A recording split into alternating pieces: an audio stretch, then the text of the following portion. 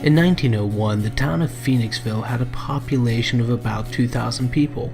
One of those people was Harry Brownback, who, when the pottery factory he had worked as a treasurer was forced to close following a fire and other financial hardships, decided to pursue his interest in theater. Phoenixville, in Pennsylvania's Chester County, is located between Pottstown and Norristown, and when Brownback purchased the building on 227 Bridge Street, the town had no theater. Bridge Street, which is located in downtown Phoenixville, runs perpendicular to Main Street. It wasn't even paved when Brownback and crew began to renovate the now unoccupied commercial tenants who, prior to his purchase, occupied the building. And the renovations would take some time, roughly $30,000 or about $800,000 were we to adjust for inflation. On September 5th, 1903, the Colonial Opera House opened to the public.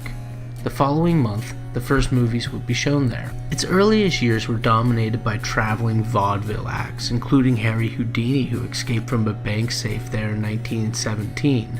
The next decade would find movies an increasing presence in American life. By the 1920s, Phoenixville hosted 4 movie houses, including the Colonial. The last traveling stage show at the Colonial took place in 1925. In 1928, the jazz singer starring Al Jolson was shown at the Colonial, and the era of talkies was upon us. To this day, though, there is one event which overshadows the rest of the theater's history. In 1958, a double feature film came out. There was I Married a Monster from Outer Space, but it was more the second movie, The Blob, which starred a 27-year-old Steve McQueen, which we concern ourselves with.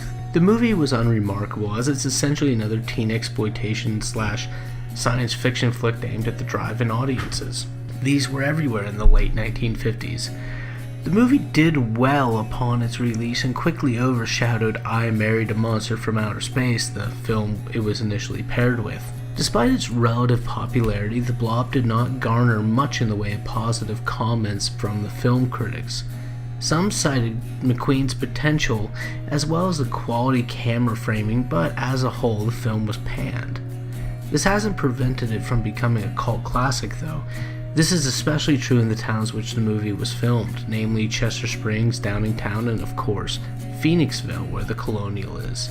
These days, the town hosts Blob Days, which, though not maybe the most creatively named event, culminate in the recreation of the scene in the movie where the Colonial patrons run from the theater as the eponymous Blob creeps after them. The diner, also featured in the film, is off Business 30 in nearby Downingtown. At least part of it is. There is still a diner on the site, and the basement is still there, though the basement window featured in the film is now blocked by a handicap ramp. The diner, which sits on the foundation, has only been on the site since 1966, having replaced the original diner which appeared in the film. After several decades of losing historic movie theaters, the trend seems to have turned to restoring them as local, historic, multi-purpose venues. And the Colonial has survived through the decades, however, and this is perhaps in part because of the widely held guilty pleasure of camp film, which, in 1958, shined a spotlight on the Phoenixville area.